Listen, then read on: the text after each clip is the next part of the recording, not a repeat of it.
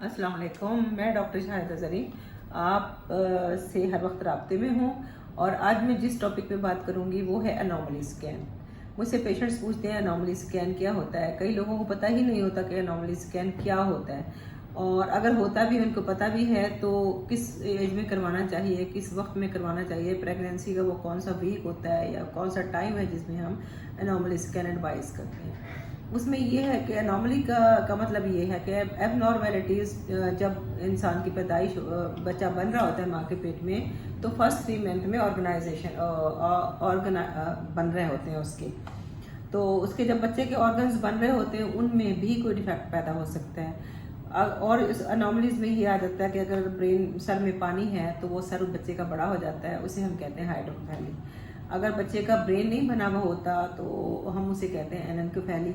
और अगर skull bone ही नहीं बनी होती, ये बहुत रेयर कंडीशन, इसे हम कहते हैं एस्केलिया।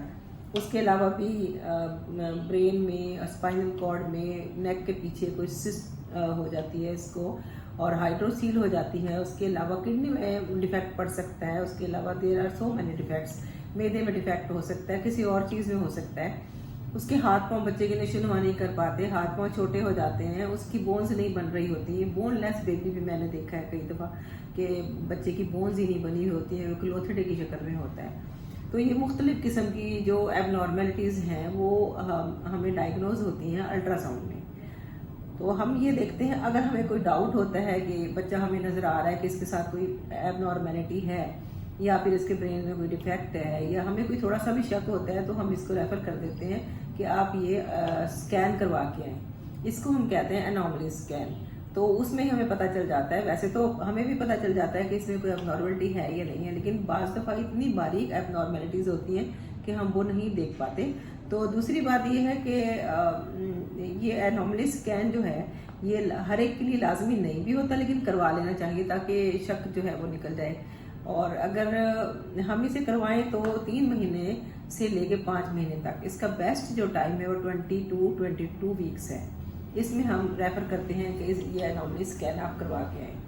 तो बाज़ दफ़ा लोगों को पता नहीं होता और 6-6 महीने 7-7 महीने हो जाते हैं, और बाज़ दफ़ा जब वो अल्ट्रासाउंड करवाने जाते हैं तो उनको पता चलता है कि इसमें ये एबनॉर्मलिटीज़ हैं। उसके अलावा बाद लोग जो है वो घर में दाइयाँ डिलीवर करती हैं और उनको पता नहीं होता, तो जब बेबी डिलीवर होता है तो पता चलता है कि वो तो एनेनकेफेली है। बाज़ दफ़ा ऐसा होता है कि बच्चे के सर में इतना पानी होता है तो उन लोगों को पता नहीं होता, तो फिर वो बेबी जो है वो डिलीवर भी हो जाता है, लेकिन उसकी थोड़ी देर के बाद डेथ हो जाती है। बाज़ दफ़ा पेट में इस कदर पानी होता है, इतना पानी होता है, तो हाइड्रोएमनियोज हम उसे कहते हैं। तो ये भी एक किस्म का साइन होता है कि इस बच्चे के अंदर और भी एबनॉर्मेलिटीज़ होंगी।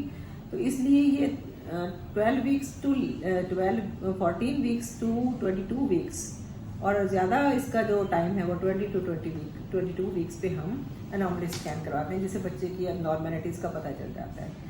तो ये है एनॉमली स्कैन जिसका लोगों को पता नहीं है, और मैं हर एक को यही मशवरा दूंगी कि वो एनॉमली स्कैन ज़रूर करवाया करें। जब आपको डॉक्टर एडवाइस करे, डॉक्टर से आप एडवाइस लें, उनको रेगुलर चेकअप करवाएं। उनको थोड़ा सा भी शक हो या वो रेफ़र खुद कर दें या वो लिख कर देते हैं कि एनॉमली स्कैन करवा के हैं, तो ये करवा लें। आज का मेरा टॉपिक यही था बस। Thank you so much.